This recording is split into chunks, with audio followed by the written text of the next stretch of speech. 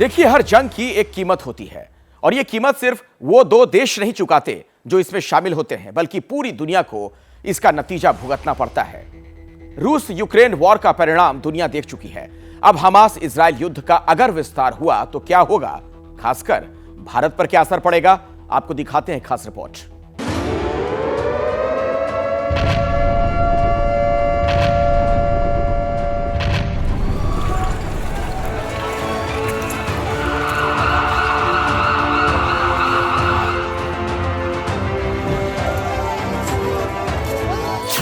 जिस बारूदी आग में गाजा धधक रहा है, इसकी धाह दुनिया भर में महसूस होने लगी है। जो बारूदी धुआं भूमध्य सागर के तट पर उठ रहा है, वो वैश्विक अर्थव्यवस्था की सांसें फुलाने लगा है। अगर ये युद्ध यूं ही चलता रहा, इजराइल और हमास के बीच घात प्रतिघात जारी रहा, अगर ईरान इस युद्ध में कूद गया, ये युद्ध अगर मिडिल ईस्ट में फैल गया, तो फिर कच्चे तेल में ऐसी आग लगेगी जिसका असर हिंदुस्तान पर भी पड़ेगा। क्योंकि इराक से 23% तेल मंगवाता है भारत।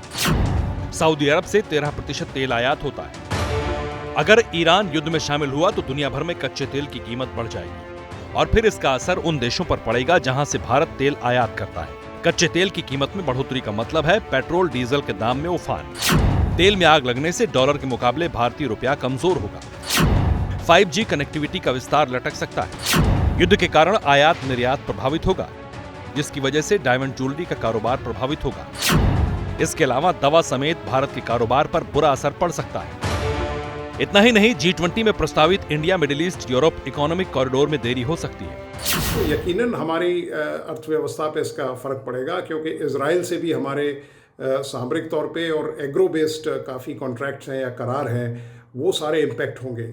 और ख़ासकर जो अरब वर्ल्ड है वो भी आज हमास के साथ खड़ा हुआ है। इजराइल और फिलिस्तीन के साथ कारोबार और आयात निर्यात पर असर पड़ेगा। महंगाई से परेशान आम आदमी की मुश्किलें और बढ़ेंगी। रोजमर्रा की चीजों से लेकर कर्ज निवेश पर असर पड़ सकता है। हालांकि असर दिखना भी शुरू हो चुका है। खासकर शेयर मार्केट में जबरदस्त गिरावट हुई।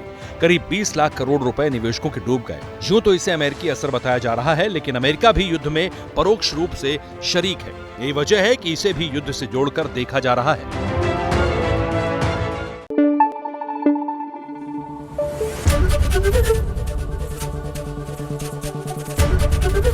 एबीपी न्यूज आपको रखे आगे।